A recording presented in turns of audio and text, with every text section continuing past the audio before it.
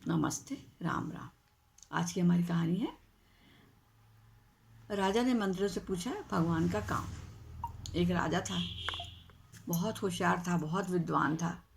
वो प्रजा के सभी कार्य करता था, है ना। प्रजा की मदद करना, प्रजा की देख रेख करना, सब करता था। तो एक दिन उसने मंत्रियों से पूछा कि मैं तो तुम लोग के सब काम करता हूँ, प्रजा का लालन पालन करता हूँ, खाने को देता हूँ, सुरक्षा रखता हूँ, और जो भी चीज़ चाहिए मैं सब करता हूँ। उनकी बेटियों की बेटों की शादी में मदद भी करता हूँ, पर लोग भगवान की पूजा क्यों करते हैं? मेरी पूजा क्यों नहीं करते? मेरी आरती क्यों नहीं उतारते? तो मंत्री ने कहा कि इस प्रश्न का उत्तर तो हमने आपको नहीं दे सकते, कोई बहुत बड़ा प्रकांड पंडित ही दे सकता है। तो राजा ने कहा चलो खोज कर लाओ, ऐसा कोई पंडित होशियार जो बहुत अच्छा हो उसको। मंत्रियों ने एक बहुत विद्वान पंडित को ढूंढा और उनसे कहा, जो राजा का प्रश्न था कि बताइए लोग राजा को क्यों नहीं पूछते, भगवान को क्यों पूछते, जबकि राजा सब काम उनके करता है।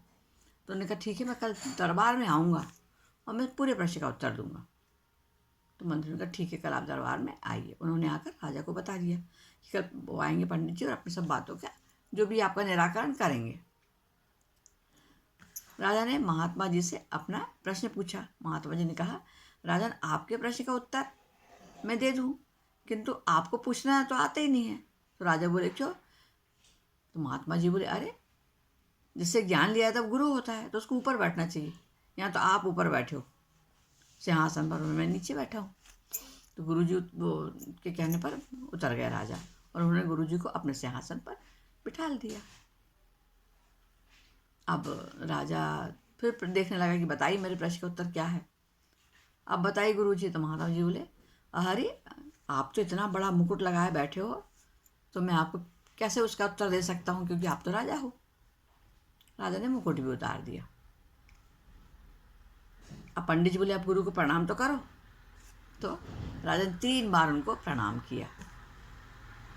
फिर राजा ने पूछा, अब मेरे प्रश्न का उत्तर दीजिए। तो उन्होंने बोला, महात्मा जी ने, क्या अब भी कुछ शेष बचा है? आपके प्रश्न का उत्तर आपको नहीं मिला?